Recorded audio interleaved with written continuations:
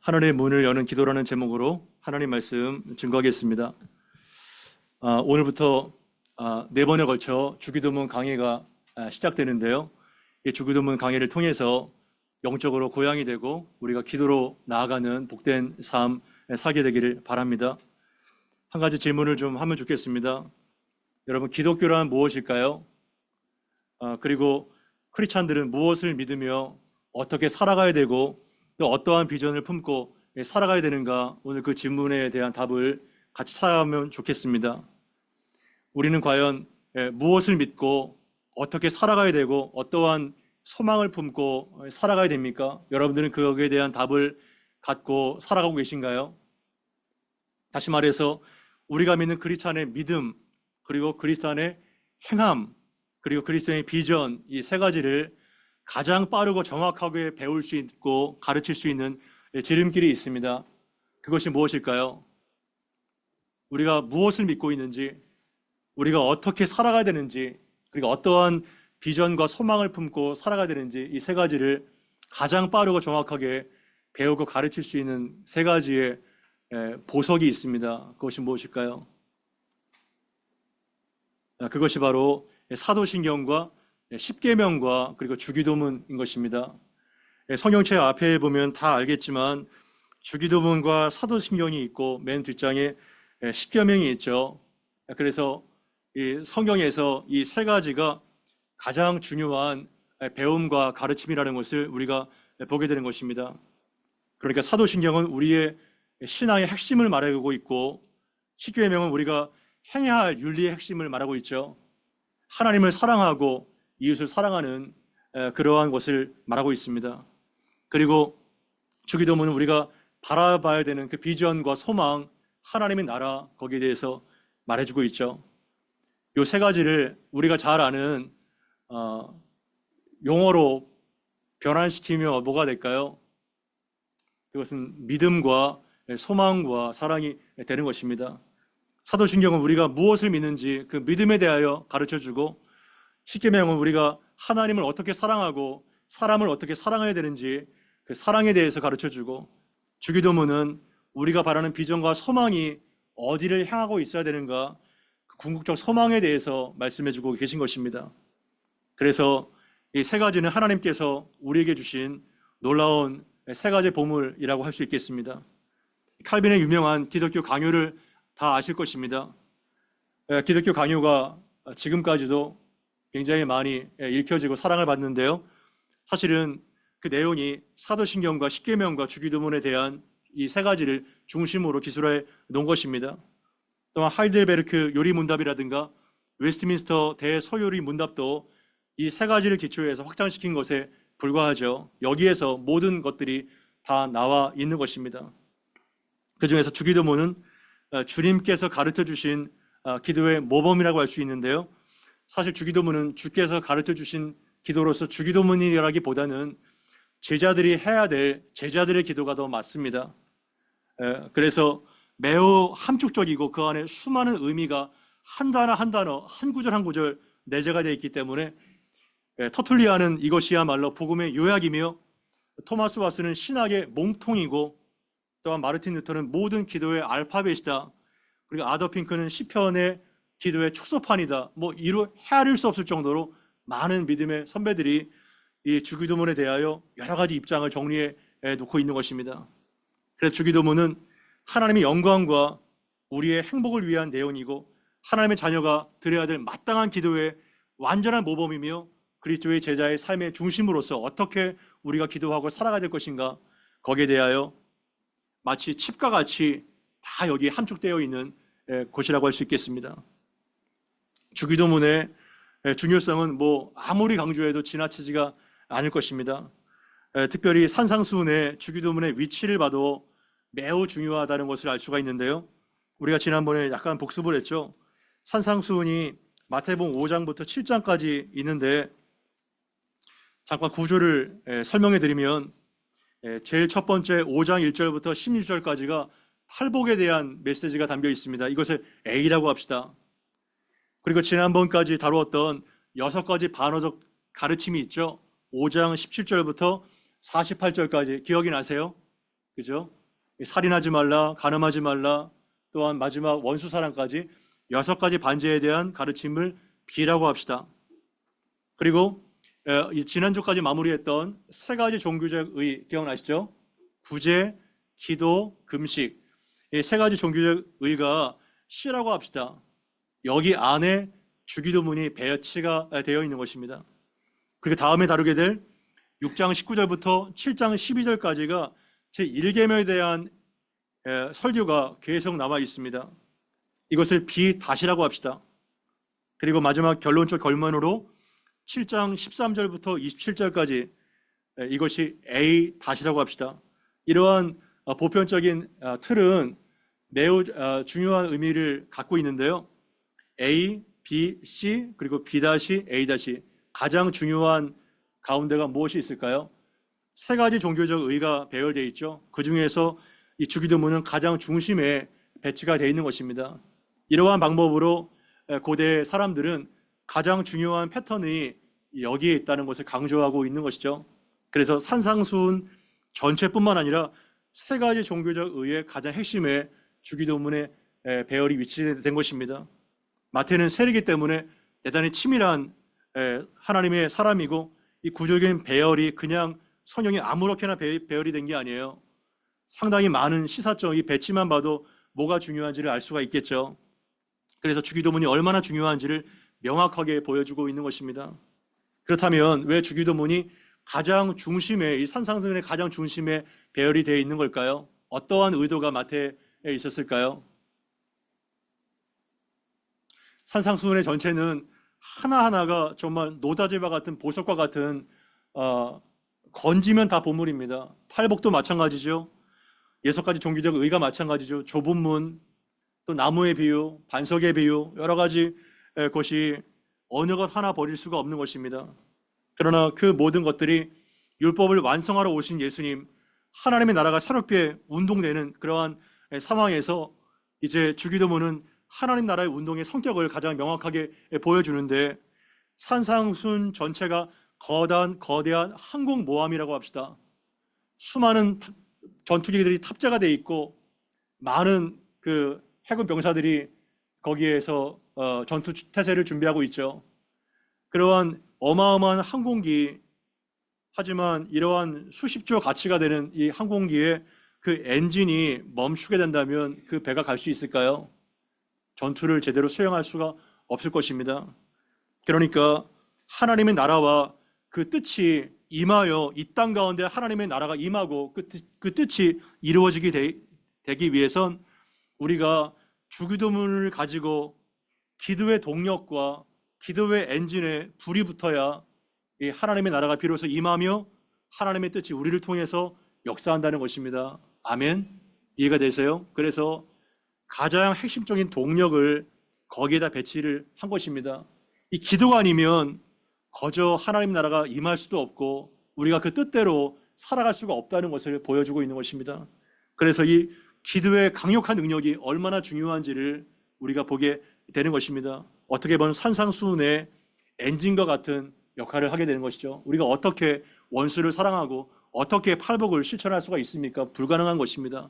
하지만 기도를 통해서 하나님의 뜻이 이 땅 가운데 임할 때 하나님의 나라가 임하게 되는 것입니다. 그 한중간에 기도가 있는 것입니다.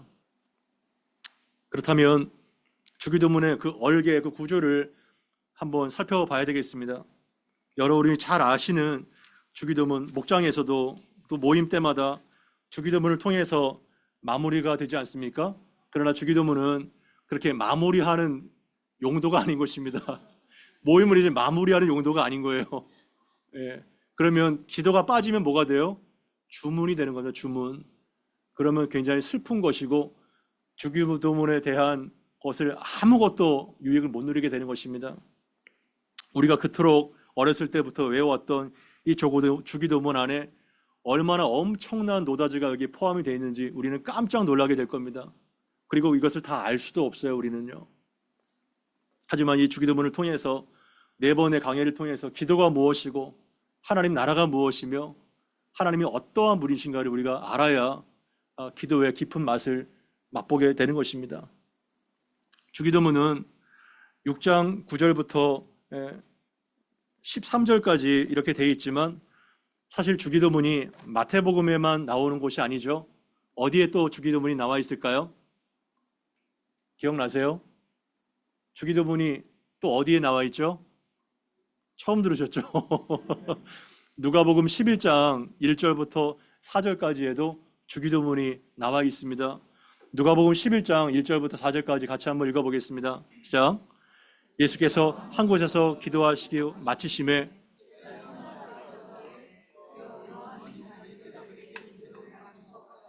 우리에게도 가르쳐 주옵소서. 예수께서 이르시되 너희는 기도할 때에 이렇게 기도하라. 아버지여 이름이 거룩히 여김을 받으시오며 나라가 임하옵시오며 우리에게 날마다 일용할 양식을 주시옵고 우리가 우리에게 죄 지은 모든 사람을 용서하오니 우리 죄도 사하여 주시옵고 우리를 시험에 들게 하지 마옵소서 하라. 아멘. 누가복음 11장에도 주기도문이 나와 있는데 약간 좀 뭔가 좀 다르죠? 빠지기도 하고 또 첨가된 것도 있습니다. 근데 누가복음 11장을 병행해서 볼 때 가장 중요한 캐치되는 것이 뭔가요? 1절이죠. 주기도문이 나타난 그 배경에 대해서 누가는 얘기하고 있습니다. 마태는 그것을 설명해 주지 않지만 누가는 예수께서 한적한 곳에서 기도하시다가 이제 기도를 마치시고 제자들 가운데 오셨을 때 제자 중 한 사람이 예수님께 묻고 있는 것입니다. 주님, 세례 요한이 자기 제자들에게도 기도를 가르쳐 준 것 같이 우리에게도 기도를 가르쳐 주십시오. 이렇게 물은 것입니다. 그 제자의 질문에 기쁜 마음으로 예수님께서 가르쳐 주신 기도가 바로 주님께서 가르쳐 주신 기도인 것입니다. 너희는 기도할 때에 이러한 방식으로 기도하라 이렇게 말씀하신 것이죠. 이것을 통해서 우리는 무엇을 알게 됩니까? 기도는 배워야 된다는 것입니다. 여러분 기도를 배우신 적이 있나요? 이것은 기도는 배우지 않으면 절대로 할 수 없다는 것입니다. 유대인들은 하루에 3번을 기도할 정도로 굉장히 많은 기도가 태어날 때부터 보편적인 민족이에요. 18가지의 기도라든가 카디시라든가 이러한 기도문을 딸딸 외우고 항상 하루에 3번씩 기도한 사람들입니다. 그런데 왜 이들은 더 덧붙여서 예수님께 우리에게 기도를 가르쳐 달라고 기도했을까요? 다른 성격이 있다는 것입니다. 하나님 나라의 모든 모체와 운동의 가치가 여기에 담겨 있다는 것을 우리가 알 수 있겠죠. 그래서 우리는 기도를 배워야 된다는 것입니다. 기도를 배우지 않으면 기도를 아무도 할 수가 없어요. 여러분들은 어떠한 언어를 하고 계신가요? 한국어를 기본적으로 잘 하실 것입니다. 한국어를 어떻게 안 배우고 잘 하셨죠? 태어날 때부터. 그죠? 한국어도 배워야 되죠. 엄마로부터. 그죠? 그리고 외국어라든가 영어라든가 중국어 우리가 다 배워야 됩니다. 안 배우면 할 수가 없어요. 기도의 언어도 마찬가지입니다. 기도의 언어도 이러한 주기도문을 통해서 기도가 무엇인지를 배워야 할 수 있습니다. 안 그러면 이방인의 기도가 똑같습니다.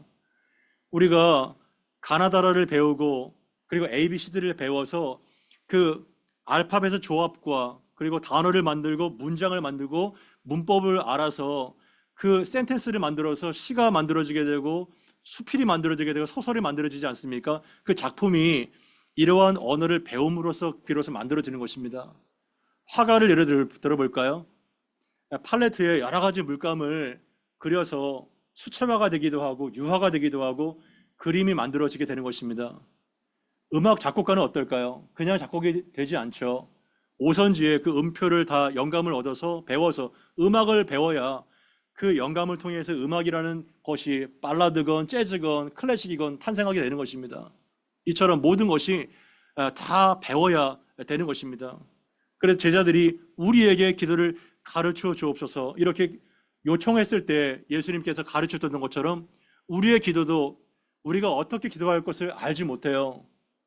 성령이 말할 수 없는 탄식으로 우리가 마땅히 구할 것을 알지 못한다고 되어 있습니다. 그럴 때 우리는 이 기도를 해야 되는 것입니다. 하나님 우리에게 기도를 가르쳐 주옵소서.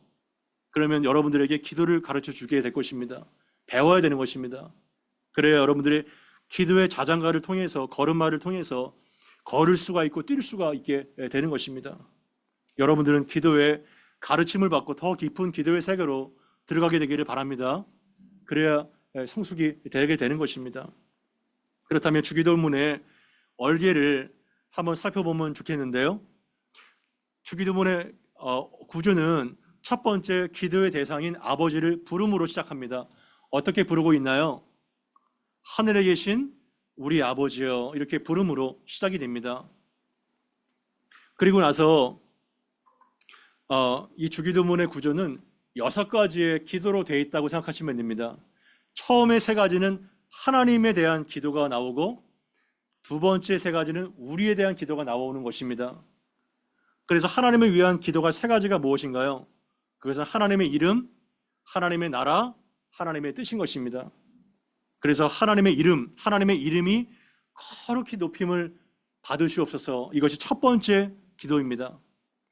두 번째 기도는 하나님의 나라가 이 땅 가운데 임하게 하소서, 하나님의 나라의 임재, 하나님의 통치를 강력하게 사모하는 것이 두 번째 기도의 제목인 것입니다. 그리고 하나님의 뜻입니다. 세 번째가 하나님의 뜻이 하늘에서 이룬 것 같이 이 땅에서도 당신의 뜻이 이루어지기를 간절하게 소망합니다. 이것이 바로 세 번째 기도인 것입니다. 이해가 되시나요? 이것이 왜 첫 번째로 전진 배치되어 있을까요? 우리가 기도할 때 우리는 다급한 마음으로 바로 우리의 필요를 구합니다. 바로 우리의 어떠한 간구로 뛰어듭니다. 그렇게 하지 말라는 겁니다. 기도는 그것이 아니라는 겁니다. 우리가 지난번에 액츠를 통해서 봤듯이 첫 번째는 adoration, 하나님께 영광과 찬양을 드리는 것으로 먼저 시작해야 된다는 겁니다. 하나님의 거룩한 이름을 그 이름답게 인정해드리고 하나님을 찬양하며 감사하며 그 이름이 거룩하게 되고 그 하나님의 나라가 강력하게 임하게 되고 하나님의 뜻이 임하게 되는 그 임재가 먼저 나타나고 나서 먼저 하나님의 나라를 구한 다음에 우리의 필요를 구하라는 것입니다. 아멘. 이것이 바로 기도의 순서인 것입니다. 이렇게 돼야 하늘의 문이 열리는 기도가 되는 것입니다. 우리의 기도가 얼마나 쓰레기처럼, 이방인의 기도처럼 연락되지 못하는 기도가 많은지 모릅니다. 그것은 하늘의 문을 열 수가 없습니다. 여러분이 아무리 비번을 누르고 해보세요. 문이 열리지 않습니다. 392766을 딱 눌러야 열리게 되는 것입니다. 기도의 비밀번호가 여기에 다 나와 있는 것이죠. 그래서 기도할 때 하나님의 이름과 하나님의 나라와 하나님의 뜻을 먼저 구하는 기도를 먼저 하시는 것입니다. 그런 다음에 우리를 위한 기도가 3가지가 이어나옵니다. 하나님은 우리가 자신의 필요를 구하기를 원합니다. 우리의 필요를 하나님 듣기를 원합니다. 왜냐하면 하나님은 아버지시고 우리는 자녀이기 때문인 것입니다. 그래서 우리를 위한 기도 3가지의 첫 번째가 뭔가요? 일용할 양식인 것입니다. 오늘 우리에게 일용할 양식을 주옵시고, 무엇을 위한 기도인가요? 공급을 위한 기도입니다. 얼마나 많은 필요가 있습니까? 우리에게 양식이 필요하죠. 그리고 자녀를 교육시켜야죠. 어디를 다니려면 돈이 필요하지 않습니까? 그리고 옷을 사야죠. 먹을 것을 사야죠. 자동차 기름도 넣어야죠. 많은 필요한 양식이 있는 것입니다. 그러한 공급에 대한 기도가 비로소 4번째 나오는 것입니다. 그리고 5번째, 죄의 용서를 구하는 것입니다. 죄의 용서.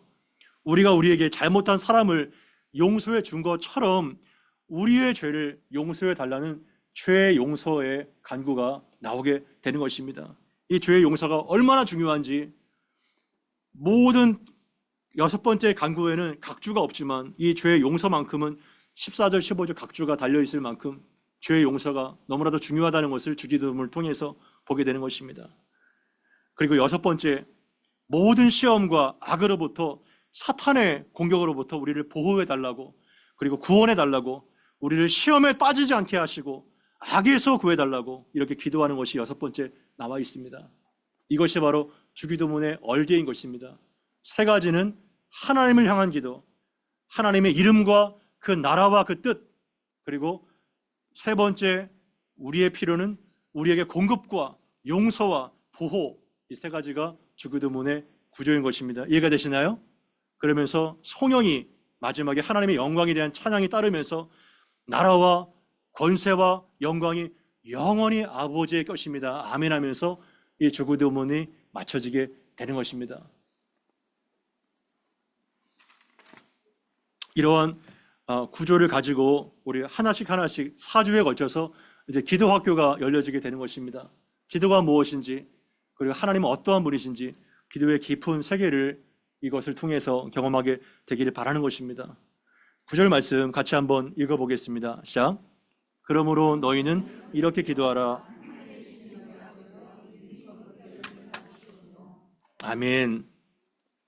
그러므로 너희는 이렇게 기도하라. 그러므로 접속사는 우리가 지난번에 살펴봤듯이 마태복음 6장 5절부터 8절까지 그 외식하는 자의 기도, 외식하는 자가 회당에서 큰 거리 어귀에서 사람에게 보이려고 하는 그런 기도 하지 말고 은밀한 중에 보시는 하나님께 기도하며, 그리고 이방인과 같이 중언부언하는 기도가 아니라 너희의 아버지가 모든 필요를 알고 계시는 그 관계성 안에서 기도하라. 그러기 때문에 너희는 이렇게 기도하라, 이렇게 말씀하시는 것입니다. 그 맥락이 이해가 되시나요? 그러한 맥락 속에서 지금 예수님 말씀하고 계신 것입니다. 그렇다면 여기에서 너희는 이렇게 기도하라는 것을 what이 아니라 이러한 것으로 기도해가 아니라 이렇게 how로 방식을 가르쳐 주시는 것인데요. 앵무새나 주문처럼 기계적으로 반복적으로 외우는 것이 아니라 여기에 담긴 하나하나의 의미와 뜻을 깨닫고 이러한 방식으로 기도하고 하나님과의 달콤한 교제를 가져가라, 이렇게 말씀하고 있는 것입니다. 저는 예수님께서 어떻게 제자들이 기도해야 됩니까? 물었을 때 시편을 봐라. 시편에 150편에 다 기도의 패턴이 나와 있다. 이렇게도 말씀하실 수 있을 법한데 예수님 메시아 자신이 이러한 기도를 말씀해 주셨다는 것이 너무나도 놀라웠다는 것입니다. 이 하나하나에 엄청난 의미가 담겨 있는 것을 보게 되는 것입니다. 그리고 우리는 이러한 방식을 깨닫고 기도로 나아가야 되는 것입니다. 첫 번째 기도의 그 서원이 뭔가요? 첫 성이 하늘에 계신 우리 아버지여, 이렇게 외치고 있습니다. 하늘에 계신 우리 아버지여. 우리나라 말 성경에는 하늘에 계신 우리 아버지여 이렇게 되어 있는데 헬라어 원어를 보게 되면 파테르 헤몬 호 엔토이스 우라노이스 이렇게 되어 있는데요. 이러한 배열의 순서는 아버지가 먼저 나옵니다. 아버지 우리의 하늘에 계신, 이해가 되세요? 그러니까 예수님께서 제자들에게 첫 번째 기도를 가르쳐 주셨을 때 첫 번째 일성이 뭔가요? 아버지입니다. 이건 아람어로 아빠, 이렇게 예수님께서 아람어로 기도하셨을 때 가장 즐겨 사용하셨던 호칭, 아빠라는 호칭과 똑같은 단어입니다. 아빠가 아람어라면 이 파테르, 아버지는 헬라어죠. 같은 의미입니다. 그러니까 아빠라고 말씀하신 것과 같은 것입니다. 그러니까 아버지, 우리의 하늘에 계신 이 배열이 굉장히 중요하다는 것이죠. 그러면 아버지를 먼저 우리가 살펴봐야 될 텐데요. 기도의 첫 마디를 예수님께서 가르쳐 주실 때 아빠, 아버지라고 이렇게 가르쳐 주셨을 때 이 제자들은 정말 충격을 먹었을 것입니다. 왜 충격을 먹었을까요? 왜냐하면 감히 여호와 하나님을 아빠라고 부른 적이 없기 때문입니다. 이들은 기도에 굉장히 익숙한 사람이거든요. 보통 성경 그 인쇄술이 발달되지 않았지 않습니까? 파피루스 외에 서기관들이 히브리 원어로 필사를 할 때에 예를 들어 야훼라는 이름이 나올 때요, 하나님의 이름이 나올 때 그 이름을 감히 쓸 수가 없었어요. 그래서 아도나이라는 주라는 이름으로 바꿨을 뿐만 아니라 야훼라는 이름이 나왔을 때 목욕을 하고 부추를 빨고 다시 쓸 정도로 경외감이 있었던, 감히 하나님의 이름도 못 부르는 상황에서 하나님이 우리의 아빠가 되신다? 우리의 아버지가 되신다? 여러분 그게 믿어지시나요? 여러분 하나님이 우리의 아빠다, 우리의 아버지다, 이게 정말 믿어지시나요? 저는 잘 못 믿겠어요. 저는 그게 감이 안 옵니다. 예. 이게 설교를 해야 되니까 이렇게 하는 거지, 하나님이 정말 나의 아빠일까? 아버지실까? 이렇게 되는 거죠. 만약에 여러분이 지금 청와대가 아니죠. 용산의 어떤 건물에 갔을 때 대통령께서 이렇게 담화를 나누시더니 친밀해졌어요, 서로. 야, 이제부터는 너 나한테 아빠라고 불러. 이렇게 말을 했다고 합시다. 또한 백악관에 초청을 받았어요. 조 바이든이 이렇게 얘기를 하다가 너무 얘가 기분이 좋은 거예요. 야, 이제 다 치우고 너 이제 나한테 아빠라고 해. 여러분 그러면 어떻게 반응하시겠어요? 기분이 어떻겠어요? 너무 좀 황당하죠, 그죠? 너무 황당한 거예요. 이게 한 국가의 대통령과 왕도 그렇게 아빠라고 부를 수가 있는 게 황당하고 이상한데, 온 우주를 창조하시고 나를 만드시고 나를 사랑하셔서 아들을 보내주시기까지 사랑하신 그 광대하신 하나님, 그 하나님께서 감히 나의 아빠가 되신다? 나의 아버지가 되신다? 이거는 정말 너무나도 충격적인 겁니다. 하지만 예수님의 첫 마디가 그거를 가르쳐주고 싶었던 거, 제자들한테. 기도가 뭔지 알아? 여기서부터 시작되는 거야. 여러분, 기도로 나아갈 때 이 첫 마디의 호칭이 가장 중요합니다. 기도에서 가장 결정적으로 중요한 것이 이 첫 마디 호칭인 거예요. 우리의 아빠라는 거. 통성 기도를 할까? 묵상 기도를 할까? 내가 다른 사람을 위해서 중보 기도를 할까? 아니면 내 기도를 할까? 이거는 2차적인 거예요. 가장 기도에서 중요한 것은 첫 마디입니다. 아버지, 아빠. 때로는 성장 과정에서 아버지에게 상처를 받고 또한 버림을 받고 이러기 때문에 아버지를 감히 아버지라고 부를 수가 없는 이러한 사람이 가끔 있더라고요. 그래서 이러한 사람이 있다면 하나님이 영이시라는 것을 잊지 마시기를 바랍니다. 제가 스촨에서 예전에 또 선교했을 때 한 자매가 하나님의 교회 아시죠? 안상홍 중인회. 거기에 하나님을 뭐라고 불러요? 하나님 어머니라고 불러요, 거기는요. 이상합니다. 뭐 페미니즘 같은 경우도 뭐 하나님을 아버지라고 부르기 어렵겠죠. 근데 거기는 무친샹띠라고 해요. 무친샹띠. 그렇게 되는데 그거를 이제 또 영향을 받던 때도 있었는데, 하나님이 남성이냐 여성이냐 이거 자체가 가치가 없는 논란이에요. 하나님은 육체가 없는 영이십니다. 그래서 예수님께서 성부 하나님께 아버지라고 기도하셨고, 또 그분은 모든 만유의 주제이시기 때문에 아버지시지 이러한 성비 개념이 아닌 거예요. 그리고 이 땅의 육체의 아버지는 우리를 섭섭하게 하고 우리를 버렸다 할지라도 하늘에 계신 아버지라는 것을 잊지 마십시오. 육체적인 아버지와 근본적으로 다릅니다. 그분은 우리를 성령으로 나게 하신 영의 아버지라는 것을 기억할 때 우리의 모든 상처와 아픔들이 회복이 될 겁니다. 그분은 우리의 아버지라는 거예요. 아버지. 갈라디아서 4장 4절에서 7절을 보게 되면, 갈라디아서 4장 4절에서 7절 같이 한번 읽어보겠습니다. 시작. 때가 참에 하나님이 그 아들을 보내사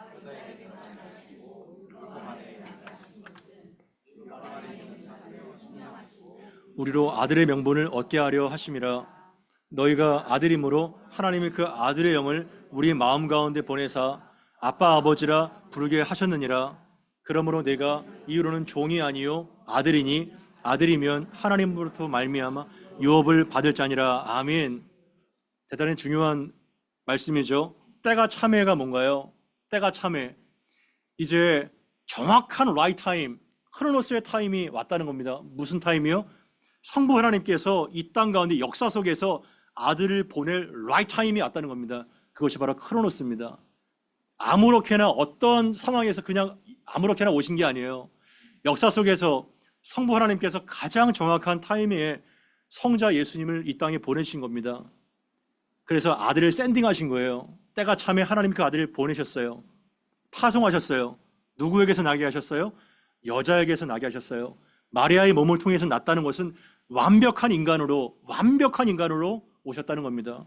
그래야 우리의 죄가 용서가 되기 때문에, 십자가를 질 수 있는 조건이 되기 때문에, 율법 아래 나게 하신 것도 율법의 저주 아래 있는 우리를 속하기 위하여 그분이 오셨다는 겁니다.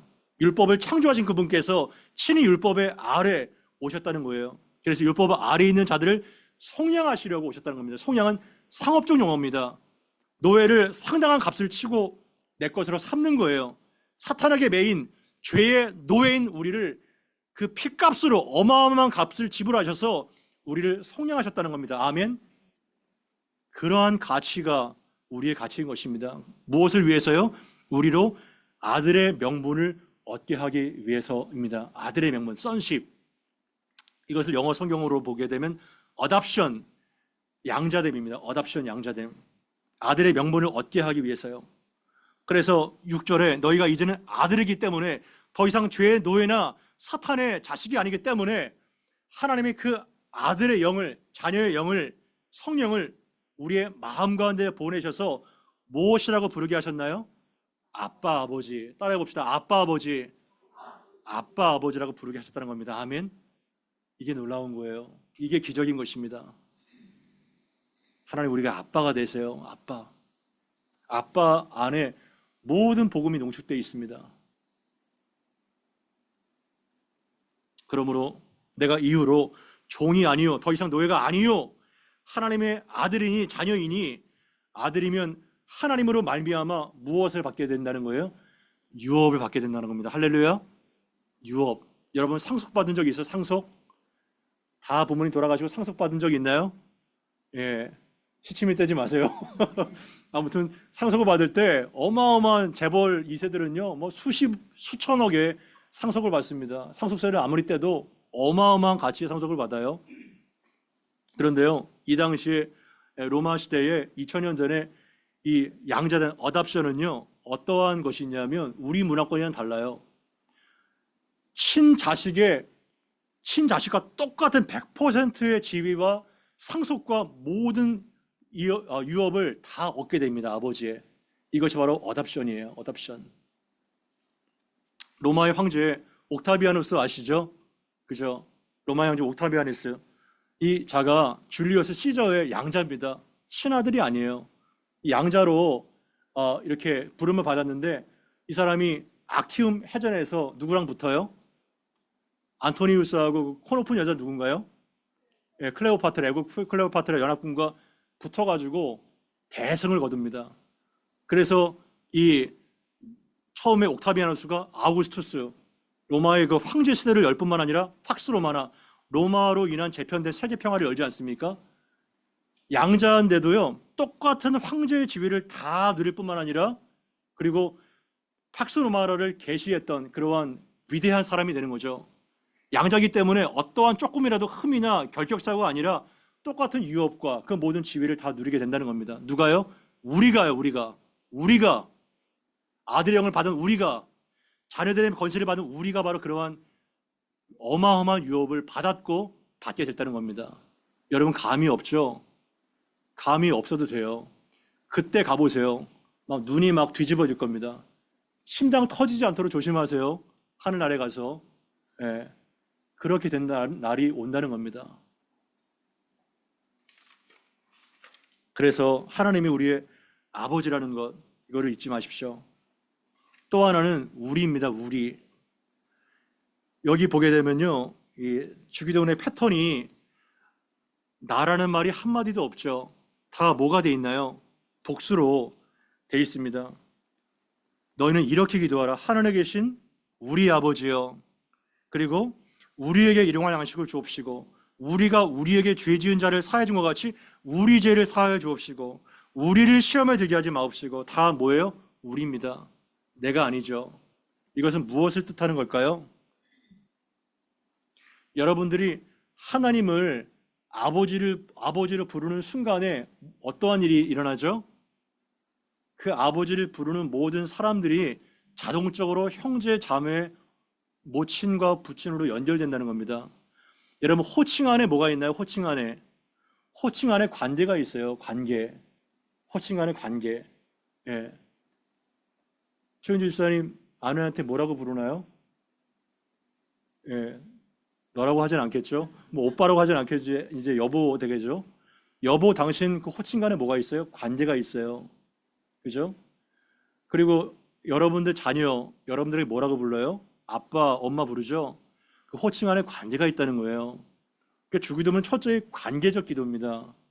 그러니까 우리가 하나님을 하나님 아버지, 하늘에 계신 우리 아버지 이렇게 부를 때 자동적으로 거대한 우주적 관계가 형성된다는 거예요. 우주적 가족이 형성된다는 겁니다. 이해가 되세요?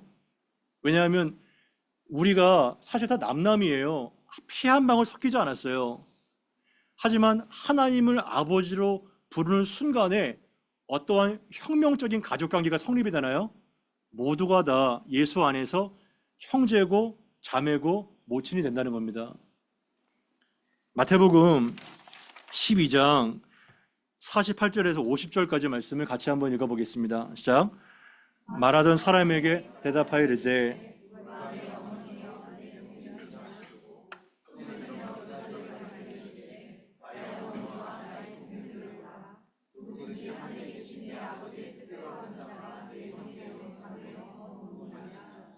아멘. 이 배경이 어떠한 배경이냐면 예수님께서 30년 동안 잘 사셨어요. 집안일을 잘 돕고 몫으로. 근데 어느 날 갑자기 얘가 그냥 집안을 나서더니만 가출을 해가지고 떠돌이 설교자로 뭐 누구를 고치기도 하고 기적을 행하기도 하고 이해가 안 되는 거예요. 마리아하고 동생들이. 그래서 형이 미쳤다고 해가지고 찾으러 다닌 거예요. 그런 상황에서 가버나움 회당에서 예수님께서 말씀을 전하실 때 당신의 가족이 찾으러 왔습니다. 이렇게 얘기하니까 예수님께서 말하던 사람에게 대답하면서 누가 내 어머니며 내 동생들이냐 이렇게 정색을 하셨어요. 그러면서 손을 내밀면서 누구를 가르치겠어요? 제자들을 가르치면서 나의 어머니와 나의 동생들을 보라. 누구든지 하늘에 계신 내 아버지의 뜻대로 행하는 자가 내 형제요, 자매요, 어머니라 이렇게 말씀하신 겁니다. 이해가 되시나요?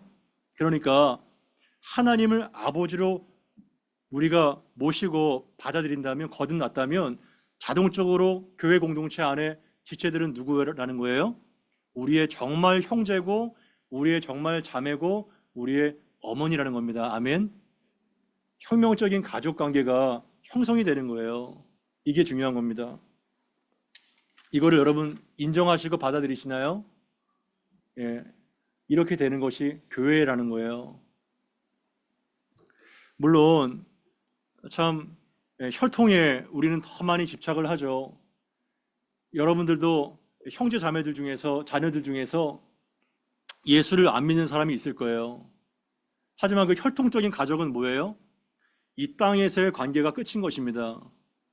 내가 아무리 배 아파 난 자식이라도 끝까지 예수를 영접하지 않으면 천국에서 걔를 못 봐요. 이거는 아주 엄연한 현실인 것입니다. 걔를 볼 수가 없습니다.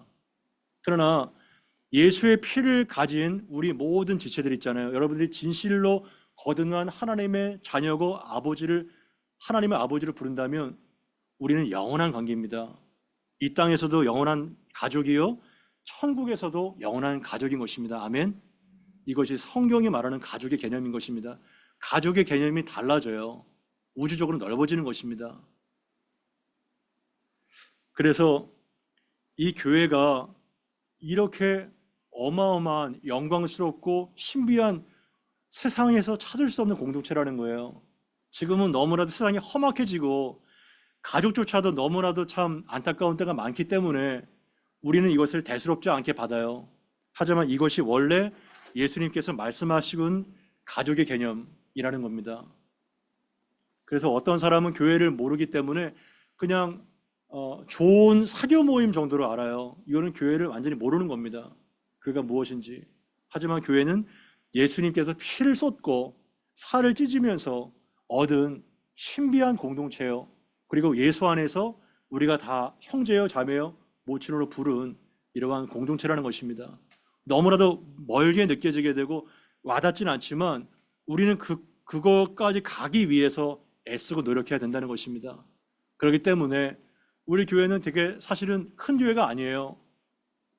수천 명, 수만 명 모이는 교회도 이러한 신뢰와 공동체의 라포가 얼마든지 형성될 수 있습니다. 수천 개의 그 목장과 셀로 나눠져 있기 때문에 거기 안에서 많은 그러한 반등이 있어요. 서로 간의 교제와 눈물겨운 이러한 호의눈회가 있습니다. 우리 교회는요 얼마든지 그러한 것들을 더 잘할 수 있는 거예요. 그러니까 덩그렇게 와서 그냥 덩그렇게 가지 마세요. 교회가 무엇인지 안다면 그렇게 할 수 없습니다. 먼저 다가가서 인사를 하고, 먼저 기도 제목을 나누고, 그리고 마음이 열리면 밥을 같이 먹고, 처음에는 가벼운 인사를 나누다가, 두 번째는 자기의 생각을 나누다가, 세 번째는 아픔을 나누다가 계속 공동체성이 깊어지는 게 아니겠어요? 목장에서도 격한 할 수 있는 대로 살가운 교제를 나누십시오. 이렇게 돼야 형제요, 자매요, 모친이라는 것이 이루어지게 되는 겁니다. 교회를 너무나 몰라요. 교회가 무엇인지를 우리는 전혀 알 수가 없습니다. 하지만 하나님께서 이러한 신비로운 공동체로 우리를 부르셨다는 것을 잊지 마십시오. 세 번째는 하늘에 계신입니다. 하늘에 계신. 이 하늘에 계신다는 것은 공간 개념이 아닙니다. 왜냐하면 솔로몬이 자신의 성전을 지은 다음에 어떻게 기도하나요? 하늘과 하늘들의 하늘들이라도 하나님을 가둘 수가 없다고 얘기하지 않습니까? 하나님을 절대로 가둘 수가 없어요.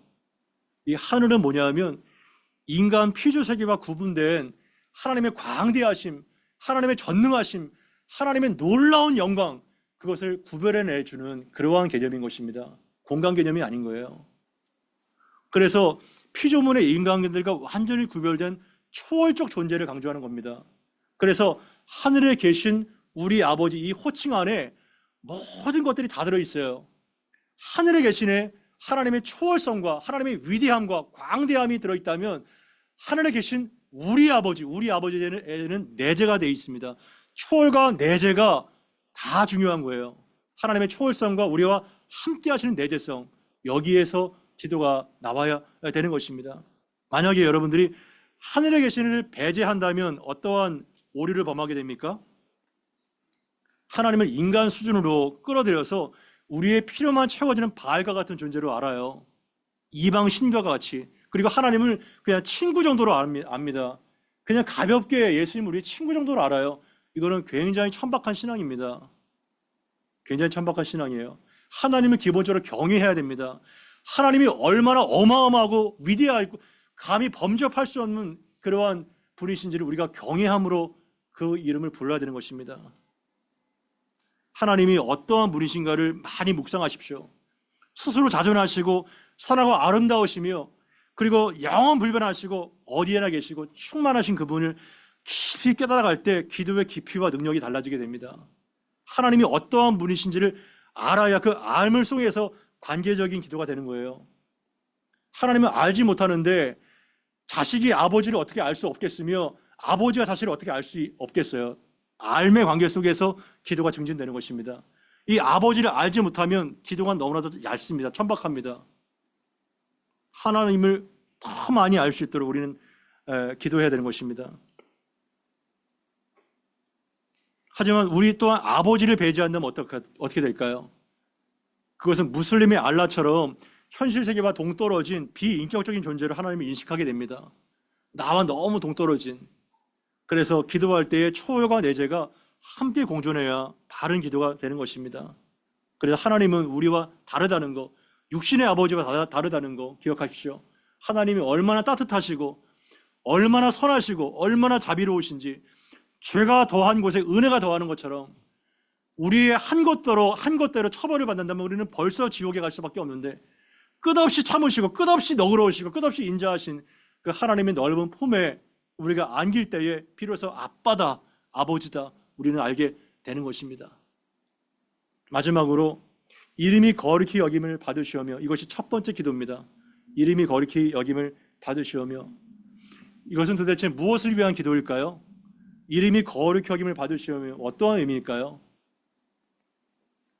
이름은 무엇을 뜻하죠? 이름? 저의 이름은 무엇이죠? 까먹으셨죠? 네. 이름이 있습니다. 그죠? 현종호. 다 이름이 있어요. 이름은 무엇을 말하는 거예요? 무엇을 나타낼까요? 그 이름은 그 사람의 존재와 성품의 대표성을 갖고 있어요. 그러니까 그 이름이 그 사람 자체인 것입니다. 그러니까 하나님의 이름이 거룩히 여김을 받게 된다는 것은 하나님의 이름이 거룩히 높임을 받게 되시고 하나님의 이름이 영광스럽게 되고 나의 모든 감사와 나의 모든 존영이 당신께 있습니다. 하나님을 인정하는 겁니다. 아멘. 하나님을 높이며 하나님을 인정하며 하나님께 감사하며 하나님을 찬양하는 것이 먼저 돼야 된다는 것입니다. 그렇다면 우리가 하나님을 높이고 인정하고 찬양해야 하나님의 이름이 높여질까요? 그게 아니에요. 하나님 이름은 원래 높임을 받고 자충조적인 분이십니다. 하지만 우리가 아들로서 자녀로서 하나님의 이름이 높여지는 것을 당신께서 원하고 계십니다. 우리를 통해서 하나님의 영광이 세상에 드러나고 하나님의 영광이 나타나게 되는 이것이 바로 첫 번째 기도라는 것을 잊지 마십시오. 예수님이 이 땅에 오시는 가장 중요한 목적도 바로 하나님의 이름이 거룩히 여김을 되기 위해서, 거룩한 영광을 위해서 예수님이 오셨다고 말씀하고 있는 것입니다. 어떠한 방식으로 예수님이 그 하나님의 이름을 거룩하게 하셨나요? 바로 십자가를 통해서 그렇게 하신 것입니다. 우리 요한복음 12장 23절부터 28절까지 말씀인데요. 대단히 중요한 말씀입니다. 같이 한번 읽어보겠습니다. 시작.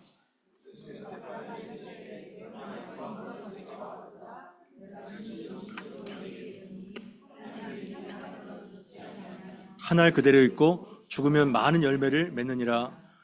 지금 27절입니다. 내 마음이 괴로우니 무슨 말을 하리요? 아버지여 나를 구원하여 이때를 면하게 하여 주옵소서. 그러나 내가 이를 위하여 이때에 만나리다. 아버지여 아버지 이름을 영광스럽게 하옵소서 하시니 이에 하늘에서 소리가 나서 이르되 내가 이미 영광스럽게 하였고 또다시 영광스럽게 하리라. 아멘. 여러분 요한복음 12장의 배경이 어떤가요? 헬라인 하나가 왔을 때 즉각적으로 23절에서 예수님께서 인자가 영광을 얻을 그때가 왔도다 이렇게 말씀하십니다. 보통 우리의 영광은 무엇일까요? 인간의 영광은 무엇일까요? 출세와 성공과 업적의 영광입니다. 예수를 믿어도 어지간히 믿어도 다 비슷합니다. 우리의 영광도 출세와 성공과 업적이 태반입니다. 그러나 예수님의 영광은 뭔가요? 십자가였습니다. 십자가. 그래서 인자가 영광을 얻을 때가 왔도다. 이때 내가 이제 십자가를 질 때가 왔도다. 이러한 표현인 것입니다. 그래서 바로 24절에 어떠한 말씀이 따르나요? 내가 진실로 진실로 너에게 이르노니 한 알의 밀이 땅에 떨어져 죽지 아니하면 한 알 그대로 있고 죽으면 많은 열매를 맺느니라. 자신의 희생과 십자가의 죽음을 한 알의 밀을 통해서 상징하는 것입니다. 그렇기 때문에 27절에 예수님의 상태가 어떤가요? 예수님의 상태의 고통이 어떤가요? 내 마음이 괴로우니 깊은 번민에 쌓여 있습니다. 내가 무엇이라고 기도해야 되는가? 즉 예수님 고통 가운데 있다는 것입니다. 그럴 때 아버지여 나를 구원하여 이때를 면하게 하여 주옵소서. 이 고난의 쓴잔이 지나가게 해달라고 예수님 기도하십니다. 하지만 그것이 아니라 그러나 내가 이를 위하여 이때 만나이다. 나는 이 땅에 죽으러 왔습니다. 예수님께서 사실 오신 목적이 뭔가요? 죽으러 오신 것입니다. 이를 위해서 내가 왔습니다. 이렇게 말씀하고 계신 것이죠. 그래서 28절에 아버지여 어떻게 기도하시나요? 28절에 아버지 이름을 영광스럽게 하옵소서. Glorify your name. 이렇게 하시는 것입니다. Glorify your name. 아버지 이름을 영광스럽게 하옵소서. 어떠한 상황에서요? 십자가의 상황에서. 영광이 무엇인가요? 영광이 뭔가요? 하나님의 하나님 되심이 가장 극명하고 찬란하게 드러난 사건, 그것이 바로 영광인 것입니다. 그래서 내가 죽고서 내 뜻이 죽어서 내가 끝까지 이 십자가를 잘 줘서 아버지의 궁극적인 이름이 영광스럽게 되도록 그렇게 기도하신 거예요. 그럴 때 하늘에서 성부의 육성이 들립니다. 어떻게 들리나요? 아들아 내가 이미 영광스럽게 하였고 또다시 너를 통해서 영광스럽게 하리라. 아멘. 이렇게 성부의 육성이 들리게 되는 것입니다. 예수님의 그 영광은 십자가에 있습니다. 그래서 그리스도의 제자들도 이 십자가의 정신으로 살아가야 된다는 것을 말씀해 주고 계신 것입니다. 나의 이름과 나의 명예가 아니라 내가 높여지는 것이 아니라 하나님의 이름이 높여지게 되고 나를 통해서 우리 교회를 통해서 하나님의 이름과 영광이 높여지는 삶, 그러한 삶을 살라는 것입니다. 아멘. 그렇게 기도하라는 것입니다. 나의 이름과 나의 기분과 나의 욕구가 아니라 하나님의 이름이 영광스럽게 하나님의 이름이 높여질 수 있도록. 하나님의 이름이 얼마나 무시가 되어 있고 얼마나 짓밟히고 있습니까?